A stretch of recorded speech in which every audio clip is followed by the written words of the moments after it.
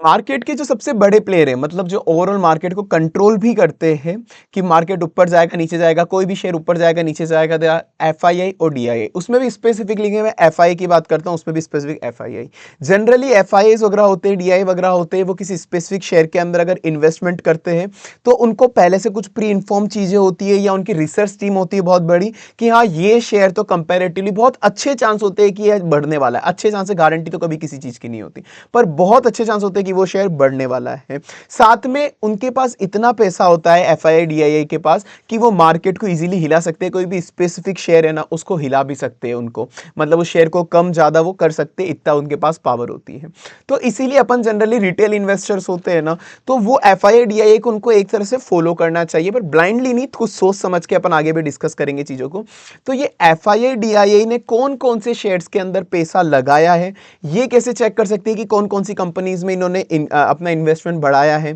साथ में एक प्रमोटर्स की होल्डिंग भी देख लेंगे, इसकी बात भी मैं करूंगा अभी। तो सबसे पहले जिनको नहीं पता, एक बेसिक सा मैं आपको बता देता हूं एफआईआई डीआईआई क्या होता है। एफआईआई जो होती है वो ग्लोबल इन्वेस्टर होते हैं, फॉरेन इंस्टीट्यूशनल इन्वेस्टर, जो वर्ल्ड वाइड सब जगह इन्वेस्टमेंट करते हैं। लाइक इंडिया के बाहर के बड़े बड़े इन्वेस्टर, इन्वेस्टमेंट बैंक्स वगैरह, जेपी मॉर्गन, गवर्नमेंट सैक्स, ये सब जो है ये एफआईआई होते हैं। डीआईआई जो आप मान लो कि इंडिया के बड़े इन्वेस्टर जैसे म्यूचुअल फंड्स वगैरह हो गए, इस तरह की चीजें हो गई, ये डीआईआई होती है। तो इनको अपन को देखना हमेशा, बीइंग एन रिटेल इन्वेस्टर अपने जैसे, अपन को इनका डाटा हमेशा देखना चाहिए कि ये लोग किस जगह इन्वेस्टमेंट कर रहे हैं, ताकि अपन भी इनके ही पाथ पे थोड़ा चल सके। तो एक और तीसरा होता है प्रमोटर। प्रमोटर्स की होल्डिंग भी आपको हर कंपनी में देखनी चाहिए कि ये प्रमोटर्स ने कोई भी कंपनी है वहां पर खुद की कंपनी के शेयर को सेल ऑफ कराए या इंक्रीज करिए होल्डिंग। अगर प्रमोटर खुद अपनी कंपनी के शेयर को खरीद रहा है, ये बहुत बड़ा पॉजिटिव साइन होता है कि मतलब उसको कंपनी पे ट्रस्ट है कि कंपनी बढ़ने वाली है, ये भी एक पॉजिटिव साइन है। तो ये कैसे चेक करते हैं पूरा का पूरा ओवरऑल कि एफआईआई ने, डीआईआई ने, प्रमोटर ने कौन कौन सी कंपनी में अपने शेयर खरीदे हैं, मतलब या फिर किस शेयर होल्डिंग में डिक्रीज करा है, आइए बात करते हैं। उसके पहले वही, इससे फायदा क्या होता है देखने का, मैंने कहा कि अगर प्रमोटर ने कोई भी शेयर खरीदे मतलब ओनरशिप की स्टेबिलिटी है।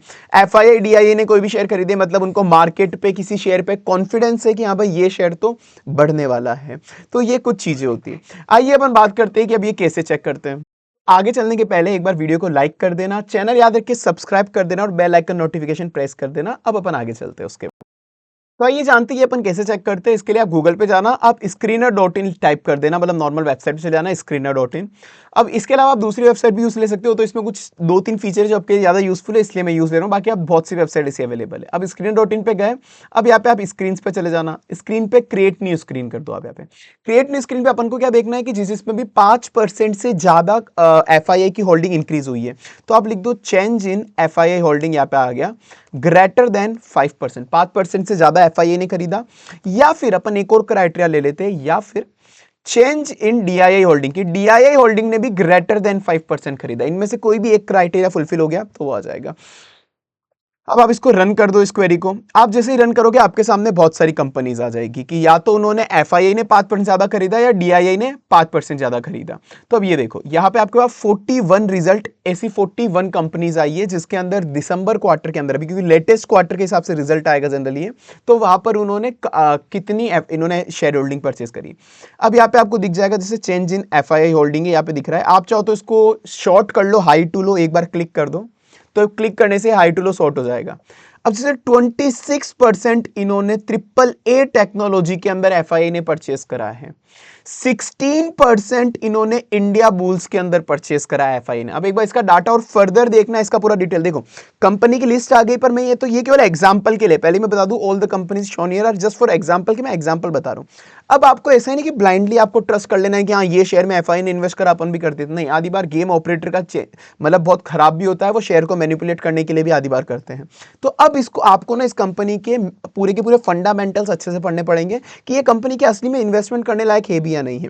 तो फंडामेंटल्स पढ़ने के लिए या तो आप इस कंपनी पे ही क्लिक कर दो कि इसका इसी के अंदर चले जाओ, इस पे क्लिक करके अब ये यहाँ पे आपको पूरे financial debt to equity ratio दिख जाएगा, या तो आप इधर चले जाओ। पर ये हो सकता है कि जो स्टार्टिंग इन्वेस्टर है उनके लिए थोड़ी कॉम्प्लेक्स स्क्रीन हो, तो आप जा सकते हो एंजल वन पे चले जाओ।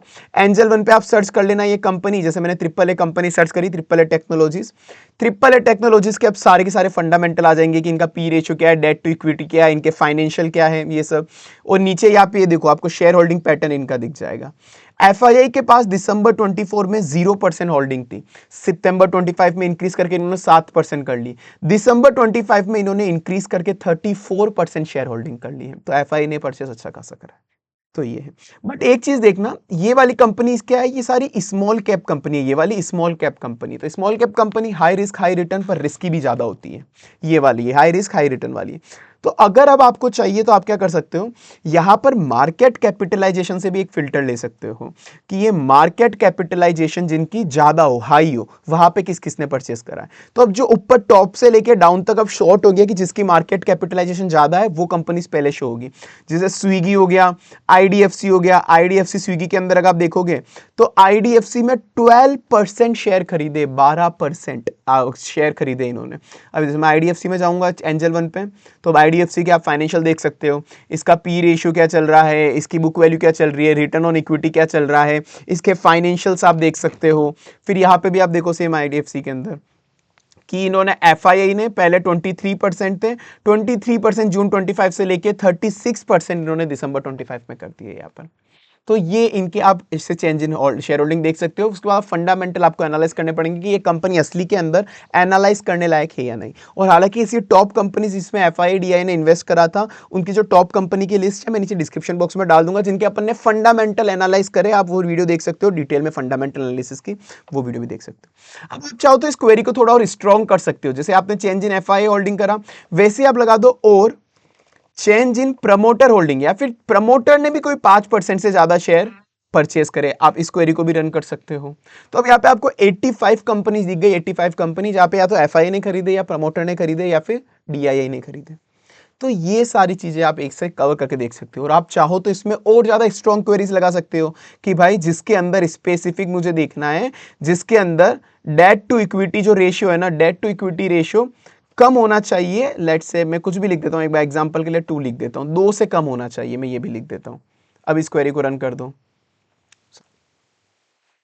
सॉरी, ये यहां पर एंड लगाना अपन भूल गए, यहाँ पे अपन लगा देते हैं एंड, कि भाई साथ में डेट टू इक्विटी उस कंपनी का 2 से कम होना चाहिए, ये भी अपन लिख देते हैं।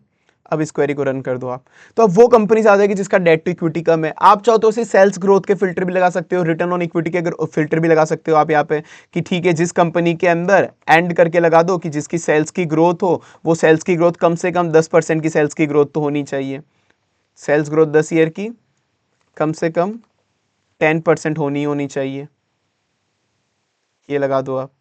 तो अब ऐसे करके आप फिल्टर और लगा सकते हो कि जैसे अच्छे से अच्छी कंपनी आपको यहां से फिल्टर करनी, फिर उसके बाद आप उसकी डिटेल फंडामेंटल एनालिसिस कर सकते हो। चलिए, तो अगर आपको वीडियो अच्छी लगी है तो लाइक कर देना उसके, और चैनल याद रखिए सब्सक्राइब कर देना, और बेल आइकन नोटिफिकेशन भी प्रेस कर देना। उसका आपका कोई भी उसके बाद क्वेरी है तो आप कमेंट सेक्शन में पूछ सकते हो। तो like, subscribe, bell icon notification आप प्रेस कर देना।